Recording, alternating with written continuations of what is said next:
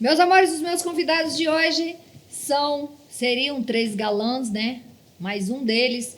O Felipe está com uma gripezinha, então vamos falar com o Henrique e o Lucas do Brasil Paralelo. Eita, que a conversa hoje vai ser daquele jeito, hein? Eu não sei se eu tenho punch para conversar com eles, que são os maiores entendedores de política, os jovens mais entendedores de política desse país, né? Mas vamos lá, vamos me esforçar. Meninos, obrigada, viu? Obrigada, Henrique. Prazer, obrigada, receber você aqui. Lucas. E uma correção, né? Não estamos longe de ser entendido de política, né? Nadinha. Eles começaram a trabalhar com 10 anos de idade, tá? Ficaram milionários antes dos 30, falando de política. Eu vim aqui só para tentar entender isso. No Brasil. Henrique, de Porto Alegre, né? Porto Alegre, natural de Porto Alegre. Lucas, Caxias do Sul. Caxias do Sul. E o Felipe é de Porto Alegre, Porto Alegre também. Ah, que pena que o Felipe não está aqui, mas enfim, um beijo, Felipe, e melhoras. Primeira pergunta, como surgiu o Brasil Paralelo? Estranho, né? A gente olha para trás hoje e tudo parece meio mágico, meio rápido, assim, são 4 anos de história, né? E, bom, eu acho assim que a forma mais resumida de contar a gente estava, acho que como a maior parte dos brasileiros, tentando entender o que estava acontecendo, vendo tudo que é vídeo, né, estudando tudo que é, lendo artigos e sites, tentando as fontes alternativas de informação, porque aquelas fontes originais, né, faculdade, etc., não davam conta de explicar o que estava acontecendo e nem os nossos anseios, assim, enquanto indivíduos, né? E aí passamos a dividir em encontros de amigos, aquilo acabou que a gente meio que formatou meio que uma palestra, assim. O pessoal gostou muito da maneira como a gente apresentou a informação. E começou a crescer, era 50 pessoas, 80 pessoas, 100 pessoas. E aí desses encontros surge então aquele anseio de fazer algo, né? De fazer alguma coisa. Mais pessoas precisam saber disso, todo mundo precisa conhecer a maneira como vocês estão apresentando, é mais fácil de entender. E aí a gente, mas para fazer isso precisa se sustentar, né? Porque tinha 2 alternativas. Ou a gente conseguir continuar fazendo por paixão, assim, voluntário, mas aí não teria muito potencial, né? Quer dizer, não consegue dedicar muito tempo para fazer aquilo. Ou a gente, de repente, sei lá, montava uma ONG, pegava doações, não sei, mas isso não nos interessava muito, porque a gente já tinha, vamos dizer assim, um perfil mais empreendedor, né? Não tinha muita vontade de montar uma ONG. E o medo de ficar dependente de alguém, né? O cara vai mandar, não só no ponto editorial, mas qual é o projeto de crescimento, né? Não tem como crescer, não tem como consolidar uma instituição, nem nada do tipo, se tiver alguém sempre pagando a conta para ti. É horrível você depender de terceiros. Mas já começaram com essa ideia, já fazendo esse modelo de documentário desde sempre, não?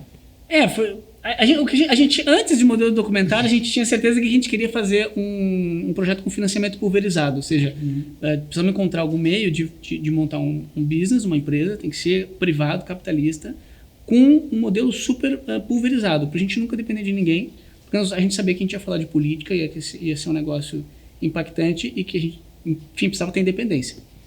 Agora, a gente tinha dúvida se nós íamos fazer eventos online de entrevistas.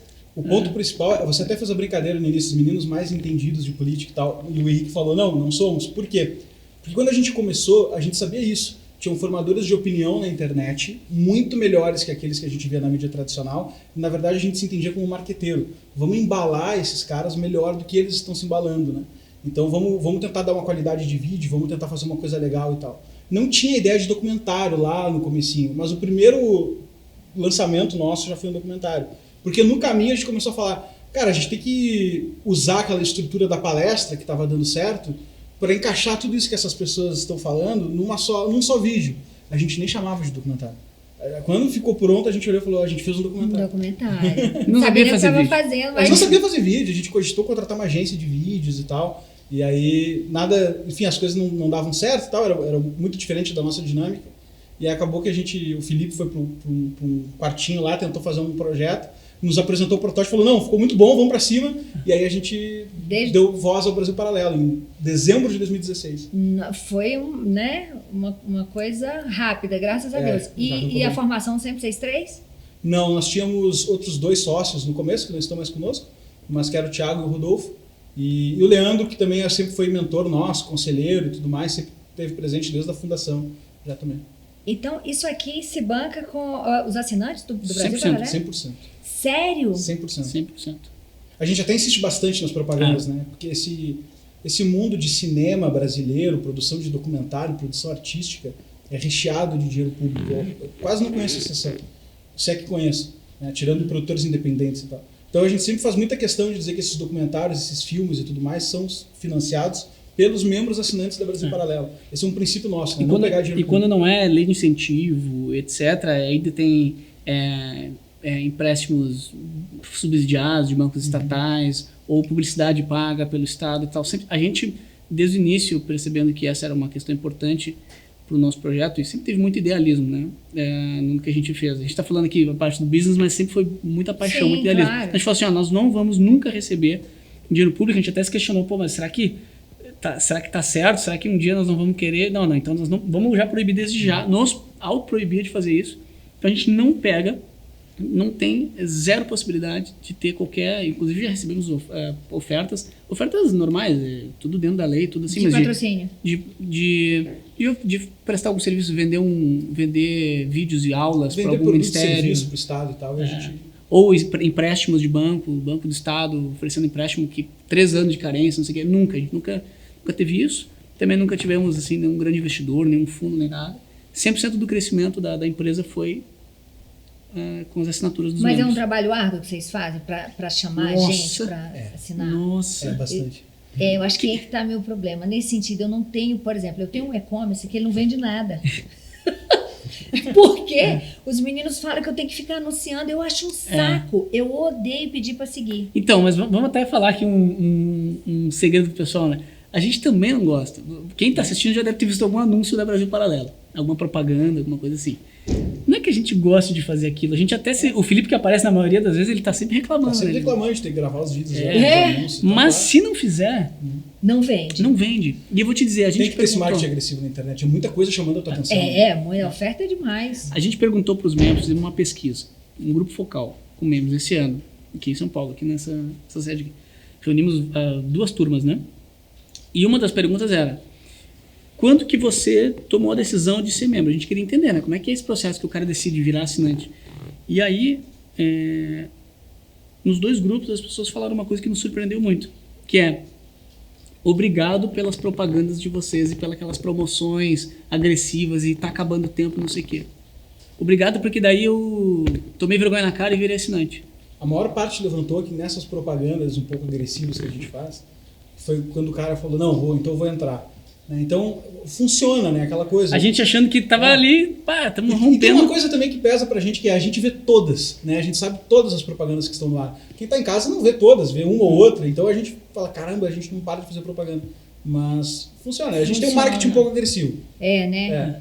Não tem. Agora que eu parei de pedir pro povo seguir, que o povo se inscrever. Agora tá aumentando, Bruno, que eu parei. Mas também eu acho que eu comecei a colocar mais vídeos no ar. Eu acho também, que, né? Eu não sabia. Às vezes eu colocava um vídeo por semana. Mas tem que pedir, viu? Pede pra eles se inscreverem. Gente, se inscreve, tá? Como se a gente fosse bom nisso. Essa parte a gente falha um pouquinho. Olha, os 2 milhões que estão lá no Nalata que ainda não conhecem o Brasil Paralelo, porque é muito volante a internet, né? É uma loucura. A gente pensa que todo mundo tá vendo a gente. E são né? Partículas ali, coisa muito pulverizada. Quantos documentários já produziram até hoje? Mais de 30. Mais de 30, né? Eu não tenho o número na ponta da língua, assim, mas até pouco tempo atrás a gente falava 26, mas aí saiu... mais de 30. Qual o mais difícil e o mais importante para vocês? Vocês conseguem discernir isso? O mais importante é a série Brasil. Tá, dei um carteiraço agora aqui, se tu discordar já... mas se tu discordar já entra aí. Não, mas acho que concorda um monte, né? Mas acho que é uma baita discussão, mas eu vou falar de coração, tá? Porque todos os outros que nós fizemos, de certa forma, a gente estava atendendo uma demanda. Agora a gente fez um sobre o coronavírus, a gente fez um agora sobre liberdade de expressão, o primeiro que nós lançamos era sobre o cenário político do Brasil, fizemos o Teatro das Tesouras sobre as eleições, então sempre tinha uma pauta. A série de história do Brasil foi uma loucura completa. Né? Foi um devaneio. Foi um devaneio, uma epifania nossa, com alguns conselheiros nossos, alguns amigos próximos, que a gente conversou e falou, não, a gente tem que contar a série de a história do Brasil. E aí todo mundo falava, isso vai dar muito errado, né? Pensa bem, vocês querem ganhar dinheiro. Política tudo bem, tá todo mundo falando agora do comunismo na esquerda. Agora ninguém quer saber de história. Então, vai dar errado. E a gente estava convicto, não, vai dar certo. e tal. E a gente foi adiante, e, cara, nessa jornada aí, nós nos apaixonamos pela história do Brasil, né? Esse foi o primeiro ponto. Sim. Nós não éramos entendidos de história do Brasil, aí a gente chamou alguns professores para compor conosco um conselho, estruturou uma equipe de pesquisa e começou uma jornada de um ano. Mas aprender fazendo é maravilhoso, né? Nossa. Foi uma maravilha. Foi incrível. Permitiu a gente colocar muita emoção no trabalho, É. porque... Então esse talvez seja o mais importante do ponto de vista nosso. O que mais deu visibilidade, foi muito polêmico, foi o 1964. O filme que a gente fez, que é o final dessa série Brasil, né? Que é basicamente revisitando o período da ditadura militar, regime militar. Foi essa que deu, tem essa pergunta mais aqui embaixo, foi essa que deu a treta com o Jornal Globo? O Jornal Sim, Globo exato. disseram que vocês estavam fazendo... Apoio à ditadura. Apoio à filme ditadura. O pró-ditadura. que foi isso? Uma mentira. Foi uma mentira, foi uma fake Uma news. fake news do Ah. Globo e vocês fizeram o Globo se retratar, não foi Isso, isso? Sim, sim. perderam na justiça. Perderam na justiça e tiveram que imprimir no Jornal Globo a seguinte frase: como supôs mentirosamente o Jornal Globo. Então eles tiveram que escrever que eles Eu li mentiram. a retratação. Foi É um gozo, né? Quando você vê, ainda mais eles que acusam todo mundo de fake news e essa perseguição. Aí foi meio burra ainda essa, porque o filme não tinha saído ainda. Ué? Ou seja, se fosse para a ditadura, a gente podia ir lá e alterar alguma coisa. Mas como é que... E baseado em que eles fizeram essa acusação? Baseado numa coisa... Não, mas uma coisa mais ainda É relevante. verdade, cara. Quem compartilhou o Quem trailer? compartilhou o trailer? O Eduardo Bolsonaro compartilhou o trailer. Foi Aí por pronto. isso. Aí linkaram tudo e falaram, filme pró-ditadura. E aí quando saiu o filme, eu me lembro que eu contei isso para levar para a Jovem Pan lá, tinha mais de 30 críticas ao regime militar, críticas bem sérias, assim. Inclusive de ditadura. Então foi bem... Inclusive, no próprio documentário, a gente coloca um compilado de vários historiadores, especialistas, tratando daquele momento específico da ruptura, e uma discussão se é ou se não é golpe, dando um spoiler aqui do documentário, mas chega à conclusão no documentário de que foi um golpe. Legal. Só que, claro, o que incomoda? Incomoda que essa história é uma história politizada, então só um lado conta ela. E aí quando tu chega tentando fazer um trabalho de apresentar os dois lados e mostrar que, na verdade, teve uma guerra de visões, uma guerra entre dois lados, né? E tu tenta mostrar isso de uma forma um pouco afastada, aí incomoda muita gente, seja um cara muito militarista, assim, que gostou muito da ditadura, ou o outro lado, né? Que falou, não, nós fomos oprimidos e tal, e precisamos mudar. Então, essa história dos oprimidos é que basicamente a gente dá uma desmantelada ali na os narrativa. caras, na né? verdade, estavam atirando na cabeça das pessoas. Sim. Esse interesse por política... Como é que vocês se juntam? Vocês são nerds. A gente se conheceu na faculdade, sim, a gente era... A gente sempre lembra de uma história que um dia a gente foi pra praia, eu, o Lucas, não sei, acho que o Valerinho tava junto. O Felipe também dessa turma? Dessa turma. E aí tinha mais uns dois amigos nossos lá do sul. A gente foi pra praia e o objetivo era, vamos curtir, vamos umas festas, vamos se divertir. Praia, final de semana. Aí lá no sul tem as praias, né? Acho que era Capão, né? Capão da Canoa. Aí a gente foi, chegamos lá, daí passamos no supermercado, compramos nossas coisas e tal. Primeira noite, desistimos de festa, ficamos filosofando em casa. Segunda noite também. E eu lembro, a gente ficava falando, cada um trazia uma questão política, filosófica, histórica, ou às vezes até falando, também tivemos sempre um gosto pelos negócios, assim, né? Pelo mundo das empresas e tal. Então a gente misturava essas coisas assim. E a gente não ia na festa. Namorar que é bom nada. Cara, foi muito engraçado isso. Quem tá namorando aqui? Ficou... Então, eu tô noivo. Caso agora em novembro, com a Renata. Mas isso é maravilhoso, porque quem faz esse tipo de coisa para estar namorando tem que ser alguém que fala a mesma língua, né? Com certeza. Isso é maravilhoso. Exatamente. Isso é maravilhoso, porque e é raro, né? O que me chama a atenção é isso, vocês fazerem um trabalho, né, importantíssimo, necessário, falar de política, por exemplo, essa série, né, falando o Brasil, que até vocês desconheciam também, né, em alguns pontos, e vocês sobreviverem com assinantes, isso para mim é um negócio assim, entendeu? Maravilhoso, e quase inacreditável, porque a grande maioria é ignorante. Até a gente desconfiou muitas vezes, né, porque teve um primeiro sucesso. Na verdade, sim, a gente desconfiou por ser desconfiado, porque todas as vezes que a gente foi muito bem recebido. a gente sempre foi muito bem recebido. Então, no primeiro momento, primeiro documentário, muitos assinantes aderindo. No segundo momento, mais assinantes. Mas a gente sempre desconfiava e dizia assim, olha, as pessoas estão, de repente, é um momento, estão emocionadas e tal, vão apoiar. De repente, isso que a gente vive é uma coisa muito específica, uma coisa que a gente gosta. Será que todo mundo gosta também? Será que as pessoas estão entendendo? E a gente sempre tentou conciliar, então a gente sempre ofereceu essa causa para as pessoas, então você vira assinante, você financia uma transformação cultural através dos nossos filmes, mas a gente também sempre ofereceu cursos exclusivos, tem uma plataforma de assinante, todo mundo que vira assinante tem acesso a uma plataforma, agora até o final do ano vai ter um aplicativo. Quanto custa a assinatura? 2 assinaturas, né? Uma de R$10 por mês e outra de R$50 por mês. Você vê, gente, com R$60 por mês vocês fazem aqui uma faculdade, né? Sobre política, sobre... A assinatura de R$50 por mês dá acesso a todos os cursos. São os melhores cursos que eu acho que tem na internet. Não existe um lugar... Existe, claro, professores muito bons que vendem esses cursos na internet. Mas não existe um lugar que junte muitos professores com a habilidade e o talento que nós temos lá dentro, fazendo cursos em alta qualidade. Todos os cursos vêm com apostila, guia de estudo em formato de áudio, em formato de vídeo. Dá para esclarecer dúvida. Então, realmente é um produto que a gente se orgulha muito. E, claro, é um funil, né? Os documentários é para atingir todo mundo.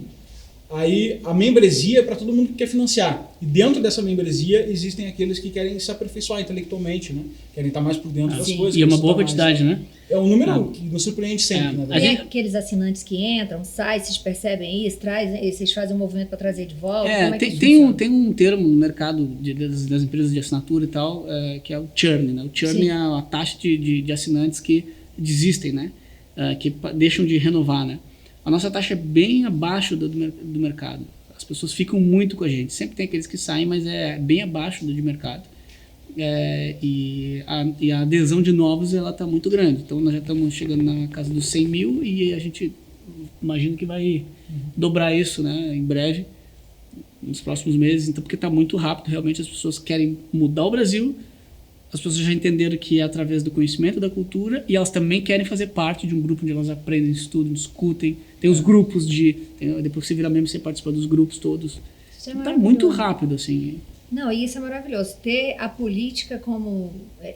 Antigamente, mas até uns 3, 4 anos atrás, eu diria, os grandes astros eram os atores de telenovela, né? Agora são os políticos. E isso é muito interessante. Os influenciadores de política. Agora mesmo a gente está fazendo a série dos 11 Supremos aí, que é um episódio por dia, cada um dos ministros analisando a história deles, né?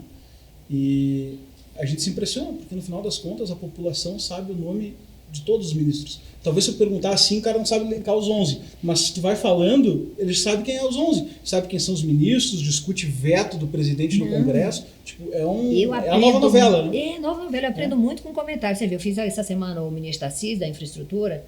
O cara é 100% amado. Não tem ninguém falando mal do cara. Eu nunca vi um entrevistado onde agrada todo mundo. As pessoas só falam bem dele e eles falam...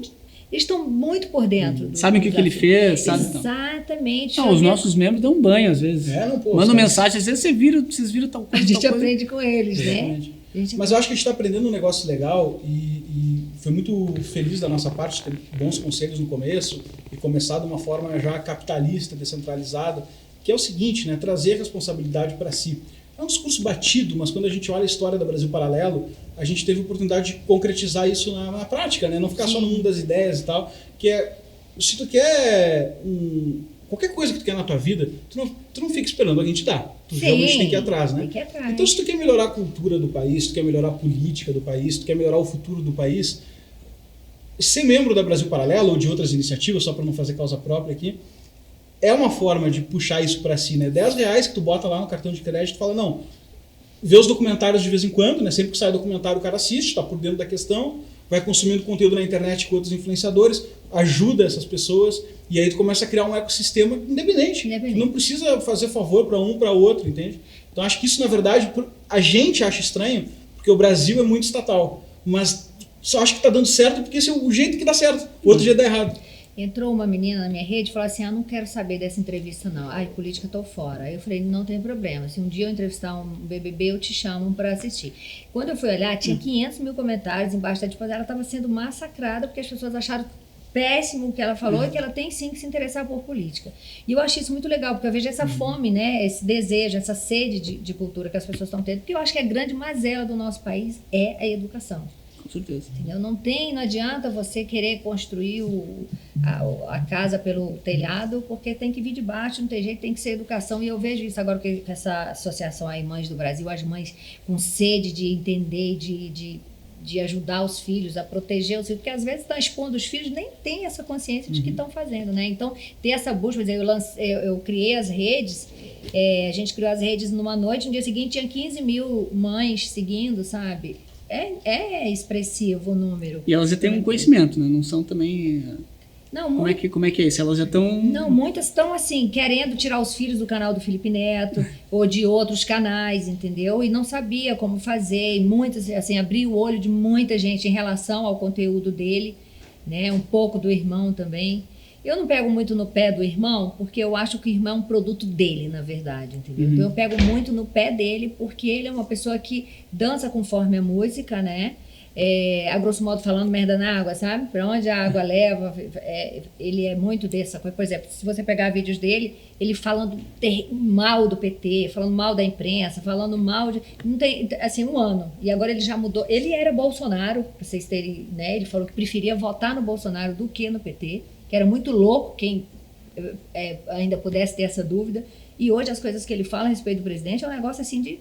Sabe? E aí você vê que não é uma coisa genuína. Né? Tem uma coisa por trás disso aí. Porque, indo para esse último documentário que vocês fizeram agora, que é o Donos da Verdade. O que eu assisti a pré-estreia, me senti... gente, assistir pré-estreia em casa é maravilhoso. Porque você não precisa ir lá, entendeu? Você prefere do que no cinema? Porque antes era cinema, né? Antes era Mas você acha que foi bom em casa? Não, é porque fica por isso, você tem que se arrumar, você tem que se maquiar, fazer cabelo, ir até o cinema, entendeu? Em casa, no conforto, lá embaixo do edredom, tava frio, assisti e amei. Donos da Verdade, né? Falando com o plot principal. O plot principal não, o fio condutor é fake news, né? Eu queria que vocês... terminou aquilo ali, eu fiquei angustiada, porque é uma linha muito tênue, né? Ao mesmo tempo que você não pode calar, você não pode falar o que você acha, né? E vocês veem uma solução para isso, para fake news? Olha, como é que a gente pensa, tá? A gente tem várias opiniões, discute bastante aqui dentro, tenta entender sempre as coisas, né? Não dá para bater o martelo no final do assunto. Mas o melhor caminho, a gente entende que é sempre buscar quem foi melhor sucedido em vez de inventar a roda, né? Então, quando o assunto é política, fazer de cima para baixo as coisas, inventar conforme a tua cabeça, tem muita chance de dar errado.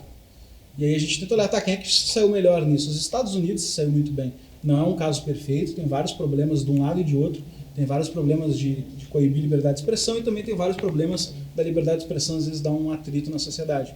Mas eles fizeram isso muito bem, eles valorizaram isso desde o começo, era uma questão importante para eles da independência já, eles botaram no primeiro artigo, na primeira emenda da Constituição. E era muito bem fundamentado também. Muito bem fundamentado. Já em experiências passadas do Ocidente, né? Muito bem argumentado, herdou toda uma tradição do pensamento inglês ali. Fizeram isso com uma certa convicção do que estavam fazendo, né? E ficou, até hoje a liberdade de expressão é muito forte, né? Para ter uma noção, se eu falar mal de algum agente público e mentir, se eu mentir sobre uma pessoa, tipo Donald Trump, se eu mentir publicamente sobre ele, eu não tenho jurisprudência para me punir. Ele pode me processar, pode ser um processo cível e tal, mas não há embasamento jurídico para fazer a punição. Porque se a pessoa se expôs a ser uma pessoa pública, ela precisa lidar com essa crítica, com esse livre debate. Eu não concordo com isso, vocês concordam? Mas eu quero colocar o debate interessante. Por quê? Porque como é que os americanos entendem isso? Eles entendem, cara, é óbvio que vai ocorrer injustiça, né? As pessoas vão dizer coisas erradas sobre você e você vai processar e tudo mais. Mas se eu deixar na nossa mão, na mão do governo, definir qual é esse limite, eu vou deixar uma porta aberta. Que porta é essa? A porta de sempre poder mexer onde é que está o limite. Que eu também não concordo. Esse é o problema. Infelizmente. Então, mas esse aqui, e aí eles essa que é a essência, né? O liberal, ele tem esse mindset, né? essa linha de pensamento que é sempre que eu tenho o risco de colocar um poder na mão de um político ou de um burocrata, a gente tira esse poder. A gente prefere que a sociedade se autorregule e, eventualmente, deixe os seus mortos e feridos no caminho, né, com seus problemas e tal. Isso é melhor do que a gente dar poder na mão do Estado. Então, entre os dois problemas, o americano prefere o problema da liberdade em excesso do que o problema do controle, do poder do controle na mão de político. Eles são os que melhor saíram nisso. E é importante a gente colocar, para não viajar nas utopias, né? Isso não é uma solução perfeita. Vai ter um monte de problema. E lá tem muito problema. Inclusive, tu consegue também ganhar alguns processos. Por exemplo, tu conseguir provar dano material, né? A pessoa, eu estava tendo uma entrevista de emprego, a pessoa foi lá e mentiu um negócio sobre mim, mentiu que eu era, sei lá, eu era assassino e eu não consegui pegar o meu emprego, e o cara dá esse depoimento, né? Tu tem essa testemunha e tal. A corte consegue interpretar.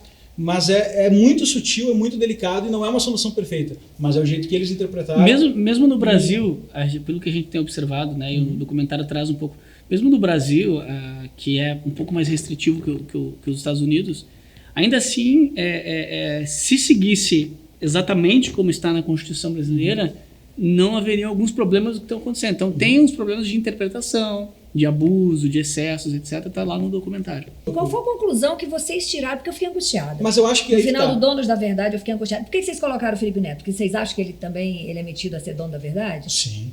É? Sim. Ele cancela pessoas, ele ensina a criança a cancelar pessoas. Eu adoro o caso do Felipe Neto, tá? Eu sou um pouco doente mental e eu fico acompanhando desde que ele surgiu. Porque, enfim, primeiro que ele fez muito dinheiro na internet, uma quantidade bem grande. Não máquina de fazer dinheiro. Ele fez muito dinheiro na internet. Com coisa ruim, coisa errada. Primeiro interessava enquanto marketing empresa. E depois ele começou a ser uma pessoa que eu considero péssima. E aí depois começou a interessar nesse sentido, né? E o Felipe Neto, ele é um tipo de pessoa muito perigosa, no meu entender, que é a pessoa histérica. Ele acredita no que ele fala sem necessariamente ter pensado. E ele muda de opinião semana que vem, só que na semana anterior ele estava te cobrando que tu era o pior ser humano se não concordasse com ele. E ele não mede esforços e meios para fazer isso, né? Se ele puder botar uma lei para te proibir de falar, ele vai botar. Se ele puder te cancelar, não ter como tu ganhar dinheiro, te demitir do teu emprego, e semana que vem ele muda de ideia. Então, assim... Ele fala que foi no passado que ele fez aqui. Ele fala de estupro, ele fala ensina a... Gente, é que eu não vou repetir isso aqui porque é um absurdo, mas se você pegar os vídeos desse menino... Eu postei um agora no Twitter semana passada, eu falei, eu tô vendo isso? Vocês estão vendo isso? Aí vem gente embaixo e fala assim, foi no passado. Eu não tenho problema com a liberdade de expressão do Felipe Neto, nem com a militância dele. Eu só acho que, como referência, falta prudência. E me assuste que uma pessoa com tão pouca prudência e sem nenhum repertório, ele mesmo admite, né? Sem nenhum repertório de ciência política ou de qualquer coisa, ele é um comunicador, né? Tem esse tráfego, esse acesso a congresso, a lei, a debate, sabe? Não é? Isso que é ruim. Se ele ficar militando lá no Twitter dele, fazendo as opiniões dele, tudo bem. Me parece que mas ele começa a interferir, né? Me parece que os tradicionais jornalistas, as empresas de comunicação grandes ou os políticos tradicionais que acabaram ficando à margem da sociedade, vamos dizer assim, no sentido de não ter apoio nenhum, né?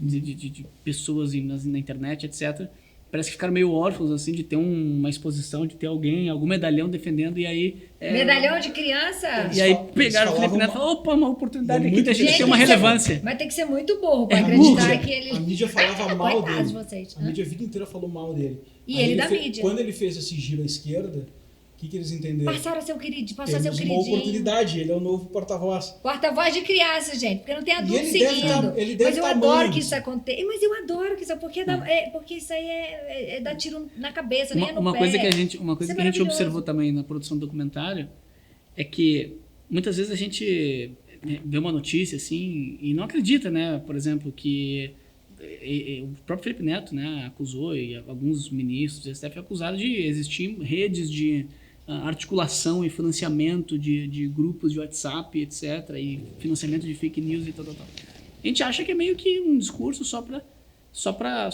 inglês ver e tal, no final das contas é uma guerra política, mas o que a gente percebeu é que de fato eles acreditam nisso. Que não é... Eles acreditam. E agora... Aquelas tias do WhatsApp que não é orgânico. Mas pra gente não é bom não que eles acreditem nisso? Mas é que a narrativa foi evoluindo. Pode ser, né? Porque eles não sabem o que realmente acontece. Sim. O problema é que a partir dessa prerrogativa, desse pensamento de que todos nós somos criminosos, fazendo redes de disseminação de notícias inventadas, sei lá o que é. Não consegue provar. A partir disso eles vão avançando no jogo político. E o problema é que a narrativa está ficando mais sensível, né? Na última entrevista que ele deu para a Globo News, eu me assustei com um ponto que ele colocou, que primeiro era a narrativa dos robôs. Bom, poderia ter um debate se é justo usar robôs para disseminar informações. Tá, tudo bem. Aí era com dinheiro do empresário. Aí caiu a narrativa do dinheiro dos empresários e caiu a narrativa dos robôs. E agora os caras falam, não existe mais robô, E também não existe mais dinheiro de empresário. É orgânico, mas é uma pirâmide do ódio.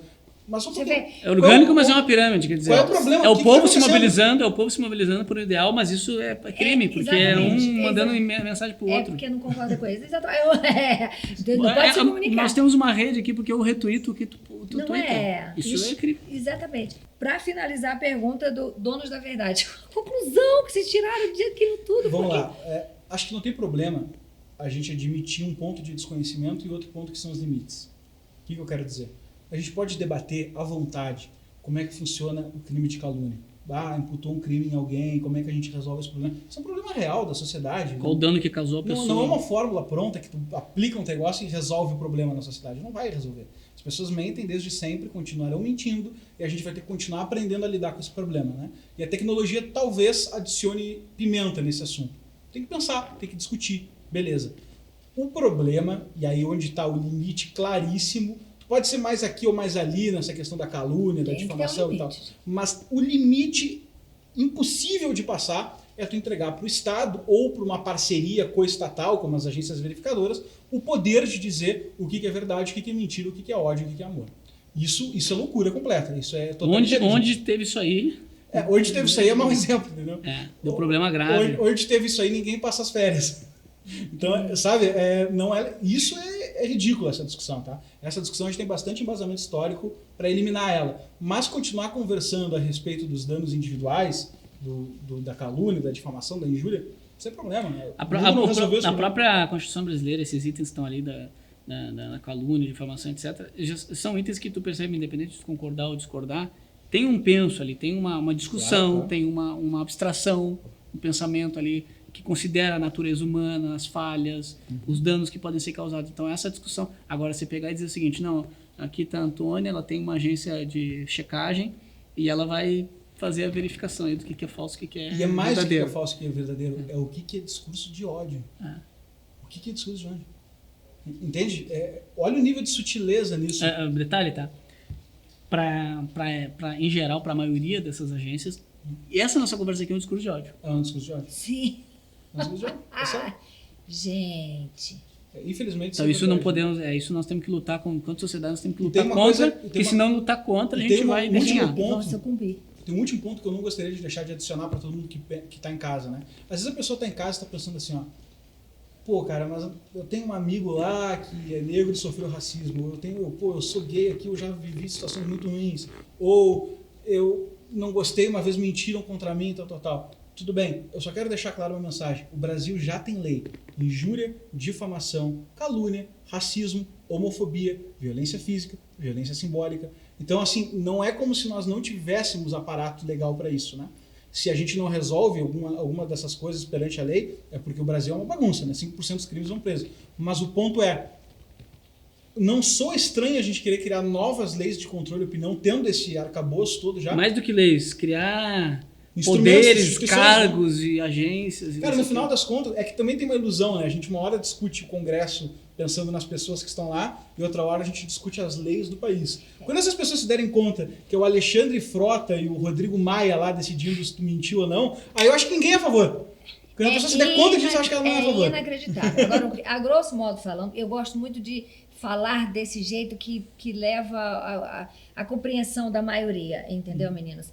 É o seguinte, o que a gente tem que lutar?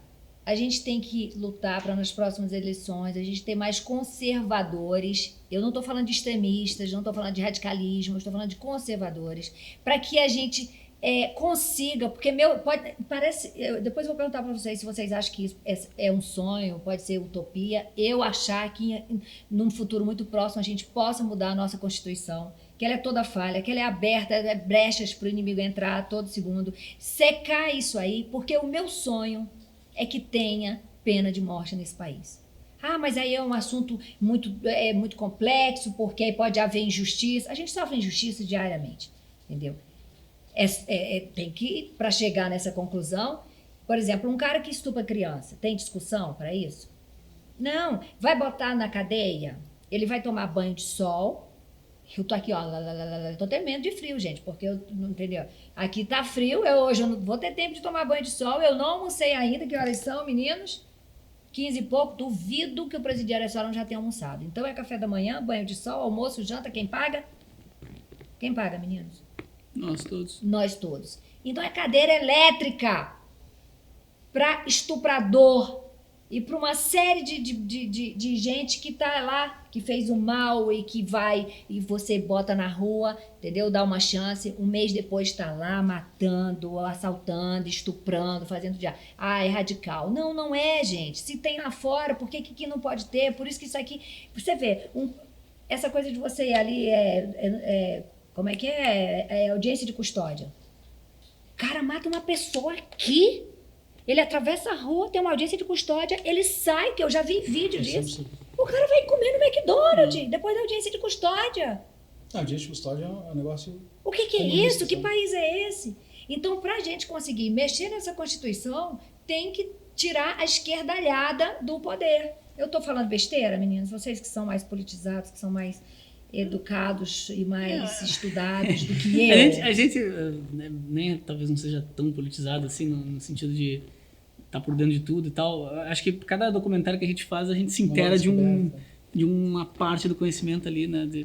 E essa questão da Constituição nós já passamos várias vezes, vários dos nossos documentários Parece passaram. realmente um problema central do Brasil e tal. Não quer dizer que eu saiba como tem que alterar, o que tem que fazer. Isso eu não sei.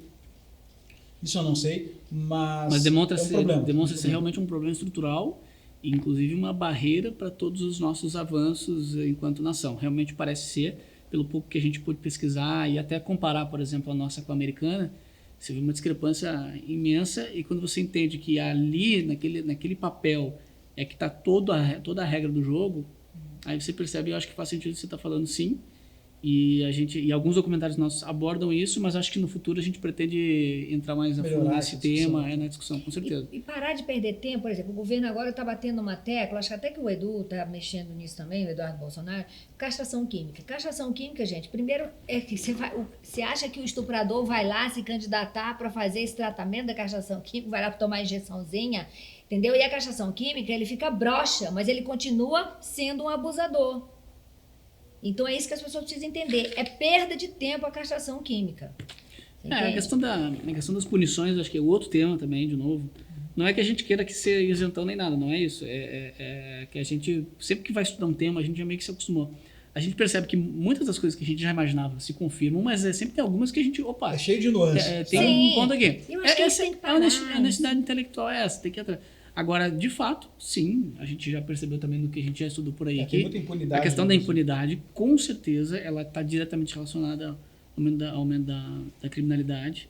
Né? A própria questão do armamento está relacionada a isso também, quer dizer, uma sociedade acuada, sem defesa, sem hombridade, sem, sabe, cooperação, inclusive, porque a sociedade deixa de cooperar, né? As pessoas, quer dizer, se eu estou aqui, um cara assaltado do meu lado, eu não faço nada. Começa e aí a coisa vai crescendo, eles vão crescendo sobre nós. O próximo projeto é esse dos ministros que está aí? A gente está terminando esse dos ministros, aí vamos terminar de lançar daqui a 3 dias. Né? Porque um falar por dia, na né? lata mesmo, que é de cada um? Eles vão atribuir... A gente falou tudo que podia. Tá tudo lá, sentido, tá o histórico, o perfil, né? Não tem meio processo? A gente Brasil tem. Paralelo é cheio de processo ou não? Falar, não. Acho que tem mais que a empresa. Até que é tranquilo, né, cara? A gente tem um histórico... É que vocês são muito... É que assim, arrumam um jeitinho a gente não só faz aqui com um jeitinho assim de... Por que acontece? Tomando cuidado. Então, a gente, primeiro, né?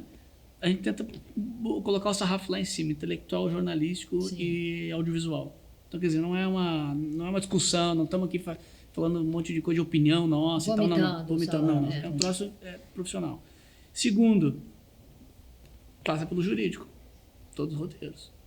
Então, tá tudo muito bem embasado. Se alguém levantar qualquer bandeira lá atrás, a gente já sabe, já previu, já sabe que é ali que dá o problema, e já tem fundamentação e tal. E a gente, em geral, quando teve qualquer tipo de problema jurídico, a gente ganhou todos, praticamente, né? Todos, até agora todos, na verdade. E a gente tem fonte de tudo que a gente fala, a gente não sai falando... Não, isso é que eu acho que é importante. Eu acho até, às vezes, eu me arrebento a forma, mas o conteúdo jamais. É que você tá ali, né, também. A gente não tá na câmera, tudo a gente é escrito, é produzido, você tá ali no dia a dia, às vezes, de emoção e tal. Exatamente, é a forma. Mas o Pretensões próximo, você falou do próximo. Pois é, Sim. a gente está terminando de lançar esse. A gente tem algumas ideias, algumas coisas, a gente quer falar sobre a mídia brasileira, a gente quer falar de alguns outros temas aí, mas, Arte, mas ainda eleição, está engavetado. A gente tem, vamos dizer assim, um armário lá com um armário, modo de dizer, né? A gente tem, vamos dizer assim, um estoque de assuntos, com algumas fontes, com alguma coisa já pré-produzida e tal. Agora, o que vai ser lançado, quer dizer, parte do nosso trabalho, além de a gente se esmerar pela qualidade da produção, é a gente se esmerar pela qualidade de campanha. O que faz o sucesso do documentário não é só ele, mas é o timing que ele é lançado, é a campanha. Isso depende um pouco da temperatura da sociedade. Então, Sim. a gente não ia lançar nada sobre liberdade de expressão agora. Mas Acho que foi necessário, foi né? necessário. Inclusive foi produção recorde, né? Acho que nunca no Brasil foi feito um filme como o falaram. nosso em 42 dias. 42 dias. 42 Muito bem feito. Muito bem feito, menino. Parabéns. Pretensões políticas, Zero. zero. Zero. Não, zero de verdade. Zero para printar. Menos 10. Zero para printar. Não, é porque... Porque é melhor tá. É um inferno na Terra, né? Aqui não horrível, temos né? vocação, assim. É isso, vamos ser É que sinceros. assim, Eu quero que as pessoas que estejam em casa se sentem que, pô, eu quero fazer e tal. Vai lá, seja deputado, seja vereador, prefeito, o que tu quiser. Não tem aquela coisa assim, oh meu Deus, ele é político, que nojo. Não tem isso. Não, a gente tá? não tem nojinho de política, Não não é tem isso. esse né? ponto. Só que assim, a gente odeia Brasília. De verdade, assim, com um nível de ódio muito alto. A gente desce lá e começa a falar mal. A gente começa a falar mal no aeroporto e para só uns 2 dias depois de ter porque eu saído. acho que quanto mais a gente... Eu acho que eu vou fazer esse trabalho de levar gente pra política. Acho que eu faço melhor. Que é pra limpar, tirar as coisas Não, acho ruins. que o cara é tudo, é que assim, a questão da vocação é muito séria, né? Uhum. Vocação é uma coisa muito séria, Tem que quer dizer, ter, exatamente. pessoa que não descobriu a sua vocação sabe. Quem descobriu sua vocação sabe do que eu tô falando e quem ainda não descobriu também sabe do que eu tô falando. Enquanto a gente não encontra a nossa vocação, a gente não é produtivo, a gente não trabalha, a gente não consegue dedicar a nossa vida. A gente está aqui na nossa vocação. Por isso que a gente está trabalhando tanto e sem parar aí 24 horas e 7 dias por semana e não tem vida. A gente ama o que a gente faz. Eu conheci pessoas que têm a vocação na política, alguns desses novos políticos que estão entrando. Tem gente boa pra caramba que está ali, que está se dedicando, Sim. que está assim também que nem a gente, trabalha de 24/7. Sim. E é o cara que tem vocação. Não é que ele ama Brasília, mas ele sente que é o que ele tem que fazer. Ele tá lá. É a missão dele, né? Não, a gente tem coisas que a gente faz aqui que também são chatas, são difíceis, que a gente não gosta de fazer, mas é a nossa vocação. Né? Política não faz muito sentido, entendeu? Até porque assim. Só pensar em ganhar uma eleição já dá uma preguiça. É. O rolo da eleição, sabe? O palanque, o ambiente. Isso é um Vamos rolo. agora mudar o Cara, Brasil! Isso é um Vamos rolo. pro nosso bate-bola, meninos. Você tem um desejo, Lucas? Tem. Ver isso aqui muito grande. Não é porque eu tô dando uma entrevista do Brasil Paralelo, mas meu único desejo, de verdade, o resto tudo é viagem. O ser humano viaja na maionese, né? Ele quer umas coisas que não precisa. Mas o verdade. único de verdade que eu quando eu penso, cara, isso eu tenho que me dedicar, é para ver a Brasil Paralelo uma instituição que se perpetue no seu tempo, assim, sabe? Que consiga deixar uma marca e que consiga fazer um trabalho inédito no sentido de promoção de valores. Quer fazer história, né? Deixar um legado aí Mas, pras tudo bem, é um jeito de falar, mas mais até do que fazer história, é promover valores. Eu quero que Sim. seja um momento que a gente botou... A gente é nerd, né? Então a gente se inspira em histórias, né? A gente quer um momento que seja alguma coisa como a Batalha das Astúrias ou Carlos Martel, que é um momento que a cultura ocidental estava indo para um lado e algumas pessoas botaram uma estaca e falaram assim, a gente segura aqui a bronca. Daqui não passa. Eu vou ajudar vocês a segurar com esse escudo aqui. Vamos segurar. E aí eu quero que a gente participe dessa batalha histórica. Me chamem aí pra segurar o muro também, tá? Tamo junto. O medo, Henrique.